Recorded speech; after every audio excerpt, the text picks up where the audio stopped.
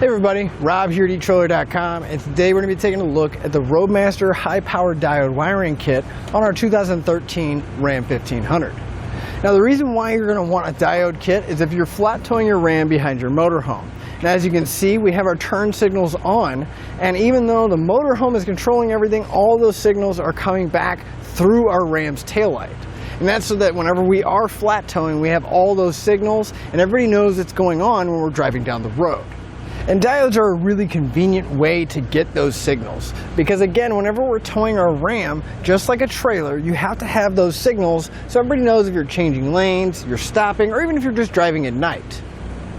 But our diodes are going to be a one-time install, so we're not going to have to set them up like those magnetic lights. Now those obviously do work, they'll transfer the signals from your motorhome, but we have to find somewhere to put them, then we have to run the wire all the way to the back of the motorhome. And then we got this wire dangling on the side of our Ram, potentially scratching the paint. Not to mention, once we get where we're going and we want to drive our Ram again, we have to gather all those wires up, gather the lights, find somewhere to put them.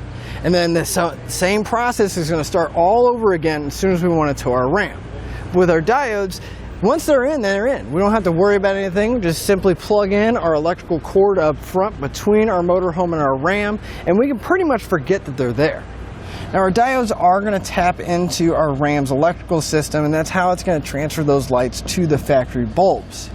But the good thing about it is if there was a problem on the motorhome end, say there's some kind of short circuit or something, our diodes are going to prevent any kind of backfeeding going to our Ram. So it is not only going to give us the lights we need, but it's also going to make sure that our system is nice and protected. Now in your diode kit, you're also going to get an umbilical cord, which is going to connect the motorhome to your Ram. On one end, you'll get a 7-way, which is pretty common on most RVs. Just plug it directly in. And on the car side, they're going to give you a 6-way socket that'll plug the other end of the cord in. Now, you really only need 4 circuits for all of your lighting functions, your taillights, your turn signals, and your brake lights. However, the other 2 open circuits on here will give us the option to either wire in a monitor light if you have a supplemental braking system, or you can put a charge line in and make sure your battery's nice and protected. Now there are a few different versions of the diode kit. Some of them will come with the umbilical and the socket, and some of them are just going to come with the wiring and the diodes. Now I always suggest getting the kit that comes with everything you need, because then we're not going to have to remember to get the plug, to get the cord, to get all of those other little pieces. It'll be a nice neat little package for you already. Now, if you have channels on your tow bar, then I do suggest going with the straight cable like we have here, because you can run your cable through the channels and again keeps everything off the ground in a nice neat little package. If you don't have channels on your tow bar, there's actually a coiled cable version, and the only difference really is the cable. It's going to be coiled, so that way it takes all that slack up. Now your diode kit is going to come with most everything you need to get it installed. Our Ram is a little bit of a longer vehicle, so we did end up having to use a little bit of extra wire. So if you need some, you can find some here at trailer.com. And I know some customers may get a little bit nervous about cutting and splicing into their factory wiring, and it's understandable, but our diodes go in extremely easy, and we'll make sure you understand which wire and how to test everything before you ever cut anything at all. In fact, let's go ahead and bring our Ram into the shop and we can go through the install process together. To begin our installation, we want to find where we're going to be mounting our wiring on the front of our Ram. Now we already have a plug mounted, and that came with our base plate, so I went ahead and drilled a hole to get access through this underbody panel, and I started my wire leaving myself enough excess and started routing it towards the back. So if we come underneath the front here, when we start following it, we can see I took it and I zip tied it along this factory wiring, and then I actually took it and ran it towards my frame. I'm going to come back and probably put a zip tie in through these holes just to hold it nice and taut against there. But we went over the front axle. You want to make sure you stay clear of all these moving components like your steering, suspension, the front axle. Went over all of that. And then we started following these factory lines. Now it's pretty close to the exhaust, and that's why the factory lines have a heat shield on it. So if you can, try to tuck it behind that heat shield as you secure it. But we just followed those all the way down, going down the frame, using zip ties to secure everything in place. And once we got to about here, the frame starts to go up. So we just followed the frame up. When we got to the rear axle, we went over the rear axle and all the supports. And then right about where the spare tire is, I actually dropped my wire down on the outside of the frame, and I have it just the rest of the loose end sticking down here. Now I will suggest you want to make yourself a last anchor point. It's going to be up top in the corner. Try to make it on the outside of the frame because we're going to be going up to get access to our taillights. So we want to open up our tailgate, and right on the inside we'll find two fasteners, and those are going to be holding our taillights in. We'll grab a T25 Torx bit and pull both of those screws out.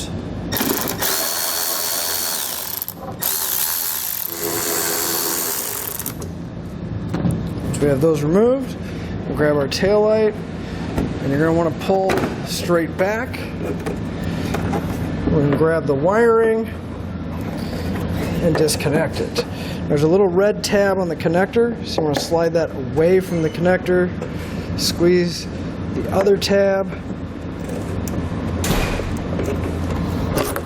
and slide the connector off.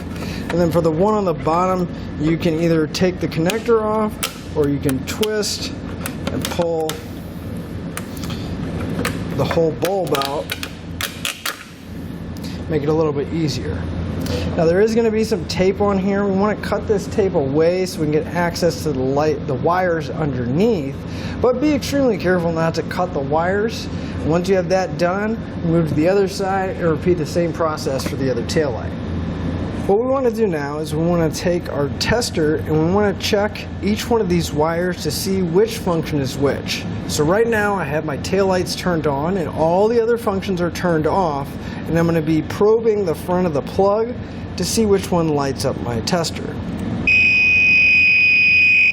So it looks like we're getting signal from the middle pin, which is going to correspond with the middle wire. Now this wire, if we look closely, it's going to be a white wire with a gray stripe on it. So we want to write that down, or remember that our taillight signal on the driver's side is the white wire with the gray stripe. We're going to go over to the passenger side and verify the location and color of wire over there as well. So over on the passenger side, it's in the same location of that center pin. However, you can see that our wire is going to be a different color. This time it's a white wire with an orange stripe on the passenger side. Now we're going to go ahead and turn our taillights off, and we're going to have an assistant press on the brake pedal so we can find our brake signal. Now whenever you're testing for your brake signal, you want to make sure you have, again, all the other signals turned off. So we are getting our brake signal from the other wire next to our taillight signal, and it looks like this wire on the driver's side is a solid white wire. So again, we'll go over to the passenger side and verify the color and location over there. So over here, it's going to be a white wire with a green stripe, and that's going to be our brake signal on the passenger side. So we're going to find the end of our 4-pole wire, and we need to split these because we don't want to use all 4 of these wires at once. We want 4 individual ones. So I'm going to take my cutters and just come right in between each one of the wires, make a small cut, and we should be able to just grab the edge of it with our fingers, pull them apart. We're going to pull them apart as high up as we can get to that last anchor point. So again, we have 4 separate wires that we can work with. So we're going to start with our brown, yellow, and white wire. Now all 3 of these need to come up so that we can bring them into the taillight housing area. Now typically what you can do is you should be able to see daylight from the inside of your taillight pocket. So if you can just reach underneath and then take your other hand and reach into the taillight pocket.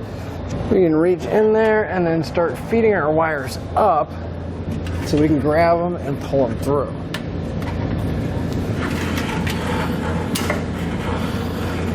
And once you have your wires into the taillight housing, you do want to pull as much of that slack through. And it's not a bad idea if you go ahead and take a zip tie and anchor all that loose wire to the factory wires so we don't have to worry about it dropping back down. So we're going to go ahead and start with our wire that's on the very end, which on the driver's side is going to be our brake light wire, that solid white wire. And you're going to come downstream from the plug a little bit, go ahead and cut that wire in half. Then we're going to strip back both ends.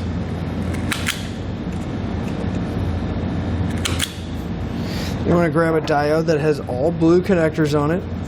We'll take 2 of them, doesn't matter which 2 for now. We'll take 2 of those spade connectors.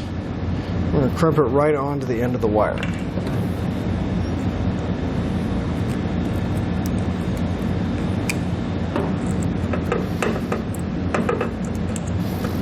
We want to grab our yellow wire,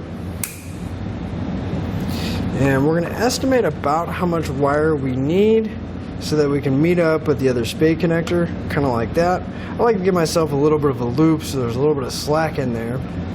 We'll cut our wire. We can get rid of the excess. We'll strip back the end. We're going to take that last spade terminal off of our diode and crimp it in place.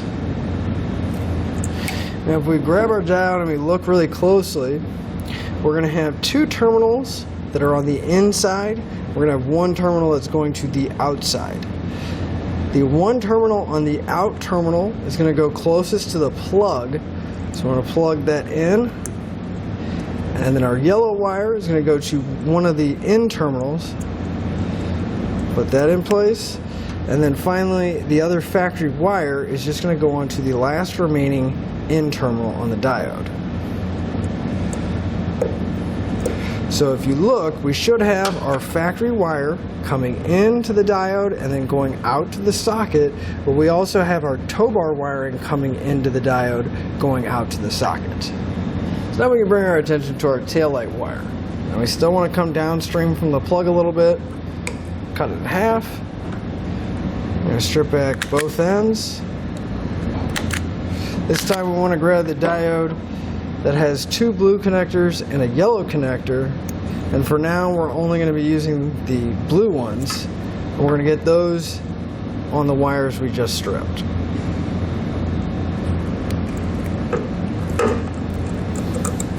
So again, we can take that last yellow connector off, plug the spade terminal closest to the plug into the out, one furthest from the plug into one of the ends. And again, we'll take our brown wire. I'm going to kind of feed it up through this channel so it's coming out the same hole as the rest of my wiring. But we'll give ourselves a little bit of an excess loop so we have room. We're going to cut the wire in half, except this time we want to hold on to the excess wire. So I'm going to strip back the end of the wire and the excess wire.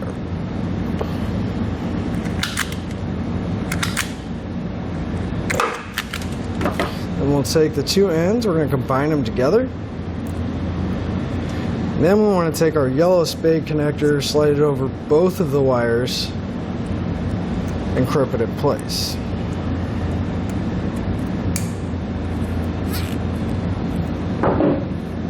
And we can slide that onto our diode.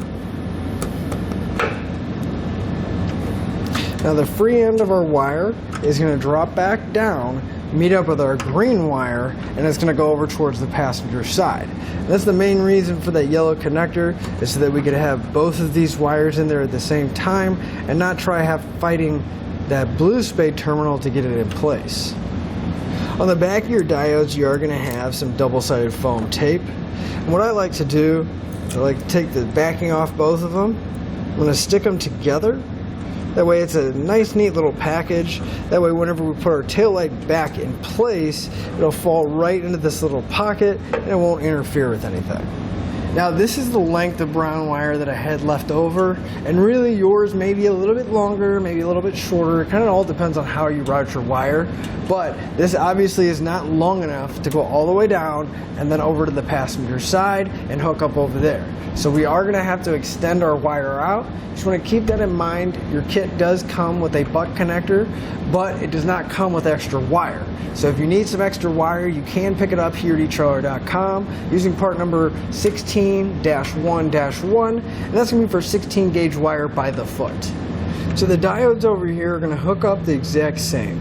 Taillight wire is going to go to that center wire, the orange and white wire, but instead of having two, we're just going to have that one excess wire run over, go into our taillight diode, and then the green wire is going to hook up to the brake signal on the right side. I'm going to go ahead and peel the backing off of these, put our diodes together, and we can plug our taillight connectors back in and get the taillights back in place.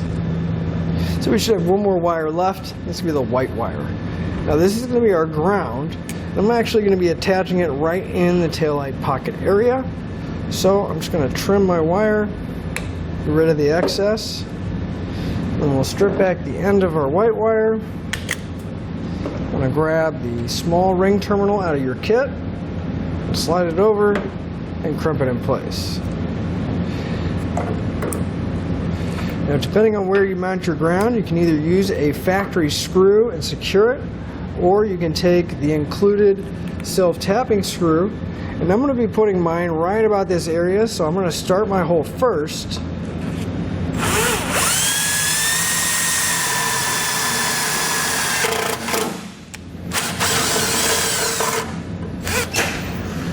Then I'll remove it, slide my ring terminal over, and then re-secure the screw down.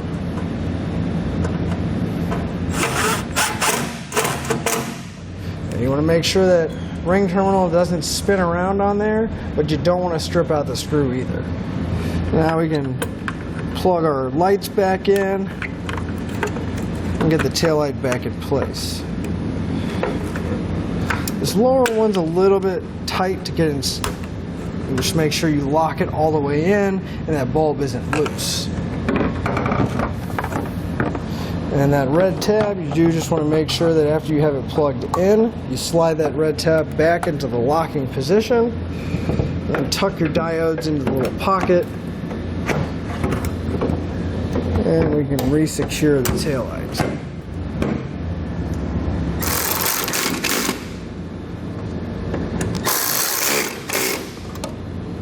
So now that we have all of our wires ran, we went ahead and ran our charge line, which is also going to mount into our plug. We can get our plug wired up. So you're going to pull the boot off the back of your plug, and we're going to put all the wires in through the small hole, make sure they come out the large one, and for now we're just going to tuck that plug out of the way just so it's not interfering with anything. Now we want to strip back and separate each one of these wires. We don't have to pull it all the way back, but we want maybe an inch or so of each wire to be separated. So you can't just grab with your fingers, just kind of pull them apart. So we have 4 separate wires. And we'll just make sure we strip the end of each one of our wires. Then we can grab our socket. And if we make sure we have that flat part up top, we can start going over all the terminals and the labels that are on them. So if we start on top, it'll be labeled TM for trailer marker. That's going to be your brown wire. It's going to be your tail lights. If we go counterclockwise, the next one is going to be GD for ground. That'll be your white wire. Then we're going to have LT for left turn. That'll be your yellow wire. RT for right turn. That'll be your green wire. This pin over here we're not going to be using. It's labeled S. That's going to be for your electric brakes. And then the center pin is going to be your 12-volt power source or your auxiliary power, and that's going to be the red wire. So you just want to grab a small screwdriver. We'll loosen up the terminal. I will suggest that you do not take the screw all the way out. You just want to loosen it up enough so you can get the wire inside. And then we'll take our corresponding wire. In this case, it will be the brown wire. Make sure you get the copper inside the terminal. And I always like to leave just a tiny bit sticking out. That way we don't have to worry about any kind of weird connection issues from the insulation. But you don't want to leave so much where it comes out and touches another terminal. And just tighten it down, give it a quick tug, make sure it's nice and secure inside there. And we're just going to go through, continuing to hook up all the corresponding wires to their terminals. So once you have all your wires hooked up, it's always a good idea to put some dielectric grease in there. That's going to help prevent any kind of moisture from building up in there and causing a bunch of corrosion. I always like to fill this entire cavity up. And then I'll take that boot, slide it back over the end of the plug, and then even then sometimes I'll come back and I'll just backfill this entire boot up, make sure there's plenty of dielectric grease inside of there. And I'm going to take some electrical tape and wrap the entire boot as well as much of this wire up to that plug as I can to help protect the wires, and it'll kind of help hide some of those colors as well. I'll just take the hardware that comes with our socket and pass the screw through the socket of the bracket. I'm going to put the nylon lock nut on the back side. Let's get it real loosely in place and get the other side in. And then we can tighten everything down. So we can take that 12mm socket, we're going to loosen up the nut that's on the positive post.